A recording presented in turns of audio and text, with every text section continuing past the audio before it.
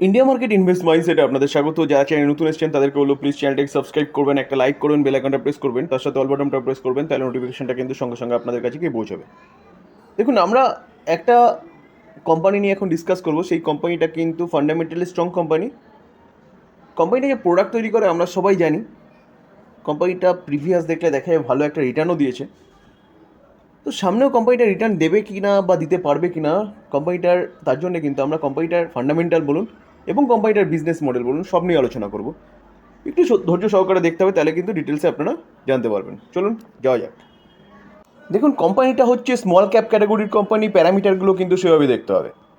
Reserve দেখলে দেখা যাবে কোম্পানি 5 বছর আগে 49, 165, 202, 202টা কত এসছে 284, 284টা কিন্তু 348। তো কোম্পানি কিন্তু কন্টিনিউয়াসলি তার রিজার্ভ বাড়াচ্ছে। লং টার্ম বোরোয়িং দেখলে দেখা যাবে কোম্পানি 260 করার মতন কিন্তু লং টার্ম বোরোয়িংও রয়েছে। আমি যদি কোম্পানির শর্ট টার্ম বোরিং দেখি, শর্ট টার্ম বোরিং দেখলেও দেখা যাবে কোম্পানির কাছে কিন্তু 80 করার মতন শর্ট টার্ম বোরিং আছে। তাহলে কোম্পানির কাছে বোরোয়িং রয়েছে। বোরোয়িং আছে মানে কোম্পানি খারাপ হয়ে গেছে এরকম ব্যাপার নয়। কারণ কোম্পানি যদি বোরো নিয়ে তার বিজনেসে লাগায় তাহলে কিন্তু বোরো ঠিকঠাক আছে। চলুন আমরা কোম্পানির ক্যাশ অ্যান্ড ক্যাশ ইকুইভ্যালেন্ট দেখিনি, এবং তারপরে কিন্তু আমরা পিএনএলটা দেখলে বুঝতে পারবো যে কোম্পানি বোরোটা নিয়ে কিন্তু তার বিজনেসে লাগাচ্ছে কিনা। দেখুন, ক্যাশ অ্যান্ড ক্যাশ ইকুইভ্যালেন্ট দেখলে দেখা যাবে কোম্পানির কাছে কত 20 করোড় মতন ক্যাশ রয়েছে। তো কোম্পানির ব্যালেন্স শিট ঠিকঠাক কিন্তু ব্যালেন্স শিট রয়েছে। দেখুন, আমরা যদি কোম্পানির রেভিনিউ দেখলে দেখা যাবে কিন্তু 237, 773, 1379। তো কোম্পানি কোভিডও কিন্তু ভালো রেভিনিউ আর্ন করেছে, অর্থাৎ কোম্পানি বিজনেস কিন্তু ভালো করেছে। তারপরে 1300টা কত 2000, 2000টা 2388। তো কোম্পানির রেভিনিউ কিন্তু কন্টিনিউয়াসলি বাড়ছে। তাহলে বলা যায় যে কোম্পানি বোরোয়িং নিয়ে কিন্তু তার বিজনেসে লাগাচ্ছে। আমরা যদি কোম্পানির প্রফিট দেখি তাহলে 5 বছর আগে 10, তারপর 22, 22টা 36, 36টা কোথায় এসছে 50, 50টা 64। তাহলে কোম্পানি যেরকম রেভিনিউ বাড়িয়েছে সেরকম কিন্তু কোম্পানি তার প্রফিটও বাড়িয়ে গেছে। আমরা যদি শেয়ার হোল্ডিং প্যাটার্ন দেখি, দেখুন ডিসেম্বর 2030 প্রোমোটার 64.9% স্টেক হোল্ড করছে, এফআই 6.7%, ডিআইএসও 6% স্টেক হোল্ড করছে, এবং পাবলিক কতটা, পাবলিক হচ্ছে 22% স্টেক হোল্ড করছে। তাহলে বলা যেতে পারে কিন্তু এফআইএস, ডিআইএস এবং প্রোমোটার মিলে কতটা 78% কিন্তু স্টেক হোল্ড করছে। তাহলে যে কোনো কোম্পানির পক্ষে কিন্তু এটা হেলদি। আমি প্রথমে বলেছি কোম্পানিটা হচ্ছে স্মল ক্যাপ ক্যাটাগরির কোম্পানি, সেই অনুযায়ী কিন্তু মার্কেট ক্যাপ দেখলে দেখা যাবে 5800 করোড় হচ্ছে কোম্পানিটার মার্কেট ক্যাপ।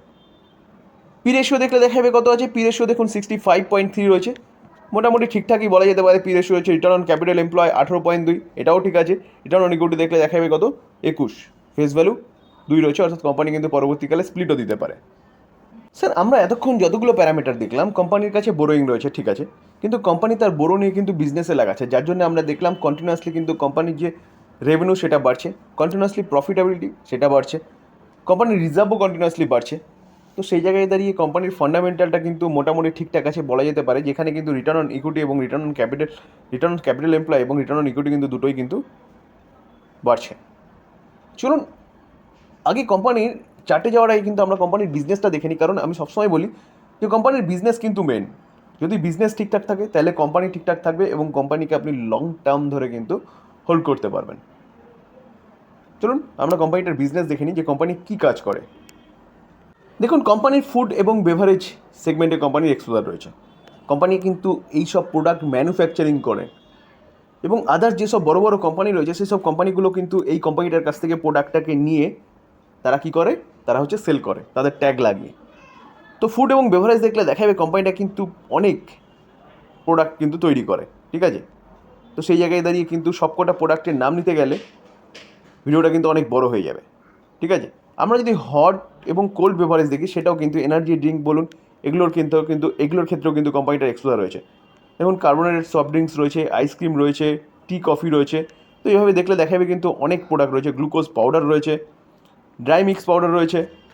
তার পাশাপাশি যদি আমরা দেখি তাহলে কোম্পানিটা কিন্তু পার্সোনাল কেয়ার যেটা আছে তাতেও কিন্তু এক্সপোজার রয়েছে। তো আমরা যদি পার্সোনাল কেয়ার দেখি তাহলে পার্সোনাল কেয়ারের মধ্যে কিন্তু কী কী রয়েছে, দেখুন পার্সোনাল কেয়ারের মধ্যে কী রয়েছে, হেয়ার কেয়ার, অর্থাৎ হেয়ারের জন্য শ্যাম্পু বলুন, হেয়ার অয়েল বলুন, হেয়ার ফুড বলুন, হেয়ার জেল, হেয়ার ক্রিম, এসব রয়েছে।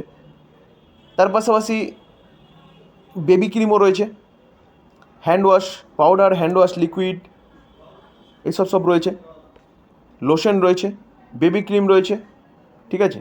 স্কিন কেয়ার সেগমেন্টেও কিন্তু কোম্পানিটার এক্সপোজার রয়েছে। এইসব কিন্তু কোম্পানিটা ম্যানুফ্যাকচারিং করে, ঠিক আছে। দেখুন, বিউটি প্রোডাক্ট যদি দেখি তাহলে দেখলে দেখা যাবে কিন্তু বিউটি প্রোডাক্টেও কিন্তু কোম্পানিটার এক্সপোজার রয়েছে। বিউটি প্রোডাক্টে দেখুন লিপস্টিক বলুন, লিপ কালার বলুন, লিপ পেইন্ট বলুন, বিভিন্ন পাউডার বলুন, আই মেকআপ বলুন, এসব সব কিন্তু কোম্পানিটার প্রোডাক্ট কিন্তু ম্যানুফ্যাকচারিং করে। লেদার এবং পোর্টস সেগমেন্টে বা ফুটওয়্যার সেগমেন্টে দেখলেও কিন্তু কোম্পানিটার এক্সপোজার রয়েছে, ঠিক আছে। অর্থাৎ man footwear, woman footwear, sports foot বা স্পোর্টস শু বলুন, প্রভৃতি ক্ষেত্রে কিন্তু কোম্পানিটার এক্সপোজার রয়েছে। তো কোম্পানিটি কিন্তু ফুটওয়্যার সেগমেন্টেও কাজ করছে। হোম কেয়ার সেগমেন্টে কোম্পানিটার এক্সপোজার রয়েছে। হোম কেয়ারের বিভিন্ন প্রোডাক্ট কিন্তু কোম্পানিটার রয়েছে। লিকুইড ডিটারজেন্ট বলুন, পাউডার ডিটারজেন্ট বলুন, এসব সেগমেন্টেও কিন্তু কোম্পানিটার এক্সপোজার রয়েছে। হোম কেয়ার, সারফেস ক্লিনার বলুন, গ্লাস ক্লিনার বলুন, টয়লেট ক্লিনার বলুন, লিকুইড ডিশওয়াশ বলুন, এইসবও কিন্তু কোম্পানিটা বানায়। তাহলে কোম্পানির প্রোডাক্ট দেখলে কিন্তু দেখা যাচ্ছে, দেখুন হেলথ সেগমেন্টে রয়েছে ভিটামিন, মিনারেল রয়েছে, তো এইভাবে স্কিনের রয়েছে প্রচুর, কিন্তু ফুডের বিভিন্ন ক্রিম রয়েছে, ওরাল লিকুইড রয়েছে, তো এইভাবে কিন্তু প্রচুর কোম্পানিটার এক্সপোজার রয়েছে। তার পাশাপাশি পেটের জন্যও রয়েছে, এবং দেখলে দেখা যাবে হাউস হোল্ডের ক্ষেত্রেও প্রচুর কিন্তু কোম্পানিটার প্রোডাক্ট রয়েছে। তো এই কোম্পানিটা কিন্তু এই প্রোডাক্টগুলো হচ্ছে ম্যানুফ্যাকচারিং করছে। এবং তার পাশাপাশি যদি আপনি দেখেন যে কোম্পানিটার যে এফএমসিজি সেক্টর একটু আগেই বলেছিলাম ম্যানুফ্যাকচারিং করছে, এবং সেই কোম্পানিগুলো কিন্তু বিভিন্ন ব্র্যান্ড নিয়ে তাদের ট্যাগ লাগিয়ে বিক্রি করছে। তো কোম্পানিটার সাথে কার কার পার্টনারশিপ রয়েছে দেখুন, দেখলে দেখা যাবে শাওয়ার টু শাওয়ার রয়েছে, সন্তুর রয়েছে, ক্লিনিক প্লাস রয়েছে, সানসিল্ক রয়েছে, তো এইভাবে কিন্তু প্রচুর কোম্পানি রয়েছে। কোম্পানিটার হচ্ছে হারপিক বলুন, নাইকা বলুন, কোম্পানিটার কাছ থেকে কিন্তু ক্লায়েন্ট, ঠিক আছে। তো সেই জায়গায় দাঁড়িয়ে কিন্তু এই যে কোম্পানিটার যে আমরা বিজনেস দেখছি না, এই বিজনেস কিন্তু লং টার্ম সাস্টেনেবল বিজনেস। দেখুন আরও যদি ক্লায়েন্ট দেখেন তাহলে বাটা রয়েছে, গোদরেজ রয়েছে, যেগুলো আমরা ওয়েল নোন, অর্থাৎ আমরা ভালো মতন চিনি। পেপসিকো রয়েছে, হিমালয় রয়েছে, হিন্দুস্তান ইউনিলিভার রয়েছে, আইটিসি রয়েছে, ম্যারুকে রয়েছে, জাইডুস রয়েছে, উইপ্রো রয়েছে, ইমামি রয়েছে। তো সেই জায়গায় দাঁড়িয়ে কিন্তু প্রায় প্রতি কটা কোম্পানি হচ্ছে এই কোম্পানির কিন্তু ক্লায়েন্ট। চলুন এবার আমরা কোম্পানিটা কি, কোন কোম্পানি নিয়ে আলোচনা করছি, হয়তো আপনারা সবাই জেনে গেছেন যে কোন কোম্পানি নিয়ে আলোচনা করছি, চলুন সেটা একটু দেখে নিই। দেখুন কোম্পানিটার নাম কি, হিন্দুস্তান ফুড লিমিটেড। তো এই যে কোম্পানিটা এখন চলছে কত, 522-এ চলছে। কোম্পানিটা এখানে চলতো না যদি না কোম্পানি স্প্লিট দিত। দেখুন আমরা যদি কোম্পানিটা এক বছর রিটার্ন দেখি, তাহলে এক বছর রিটার্ন দেখলে দেখা যাবে কোম্পানিটা কিন্তু এক বছরে -9% রিটার্ন দিয়েছে, কিন্তু 5 বছর রিটার্ন দেখলে দেখা যাবে কিন্তু 561% রিটার্ন দিয়েছে। তো স্বাভাবিকভাবেই স্যার একটা কোম্পানি যখন একটা ভালো আপসাইড মুভমেন্ট দেখায়, তারপরে কিন্তু কিছুটা কিন্তু কনসলিডেট করবেই। আমরা যদি কোম্পানিটার যে year on year basis P&L দেখলাম, অর্থাৎ রেভিনিউ এবং যে প্রফিটটা দেখলাম, সেই দুটোতেই কন্টিনিউয়াসলি কিন্তু বাড়ছিল, অর্থাৎ রেভিনিউও বাড়ছিল, কোম্পানির প্রফিটেবিলিটিও কিন্তু কন্টিনিউয়াসলি বাড়ছিল। তাহলে সেই জায়গায় দাঁড়িয়ে কিন্তু স্যার বলা যেতে পারে কোম্পানির বিজনেসে কিন্তু বেশি এফেক্ট পড়েনি, যেটা কোম্পানির লাস্ট এক বছর কাস্টমারদের দিয়েছে, অর্থাৎ -9% রিটার্ন দিয়েছে। তো এটাকে বলতে পারেন স্যার একটা হেলদি কারেকশান। কেন? কারণ সবসময় যদি কোম্পানি আপসাইড মুভমেন্ট দেখাতো, তাহলে তো কোম্পানি মানে যে কাউকে, অর্থাৎ যে কাউকে কিন্তু 5 বছর 6 বছরের মধ্যে বিশাল একটা রিটার্ন দিয়ে দিত। তা আমরা 5 বছরে দেখলাম 561% রিটার্ন দিয়েছে।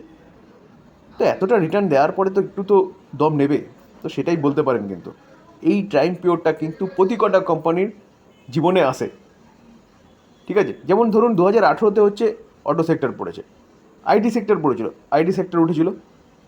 এখন ব্যাঙ্কিং সেক্টরে মাঝখানে কিন্তু একটু ভাটা চলছিল, এখন ব্যাঙ্কিং সেক্টর আবার ভালো একটা মুভমেন্ট দেখাচ্ছে। তো এইভাবে কিন্তু প্রতি কটা সেক্টর একটা সার্টেন টাইমের জন্য কিন্তু কনসিডার করে।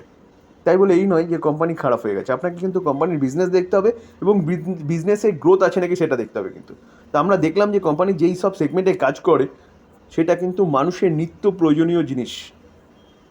তো সেই সব জিনিসের ডিমান্ড কিন্তু কন্টিনিউয়াসলি বাড়বে। কেন? কারণ জনসংখ্যা বাড়ছে, এবং যা ক্লায়েন্ট দেখলাম সেই ক্লায়েন্ট কিন্তু কোম্পানির ভালো ভালো ক্লায়েন্ট রয়েছে। তো সেই জায়গায় দাঁড়িয়ে বিজনেস আরামসে লং টার্ম চলবে। তো সেই জায়গায় দাঁড়িয়ে কিন্তু এই কোম্পানি নিয়ে আপনি লং টার্মের জন্য চিন্তাভাবনা করতে পারেন, ইনভেস্টমেন্ট পারপাস। তো স্যার এই ছিল আলোচনা। যদি আলোচনাটা ভালো লাগে, যারা চ্যানেল নতুন এসেছেন তাদেরকে বলবো প্লিজ চ্যানেলটাকে সাবস্ক্রাইব করবেন, একটা লাইক করবেন, বেল আইকনটা প্রেস করবেন। থ্যাংক ইউ, ভালো থাকবেন।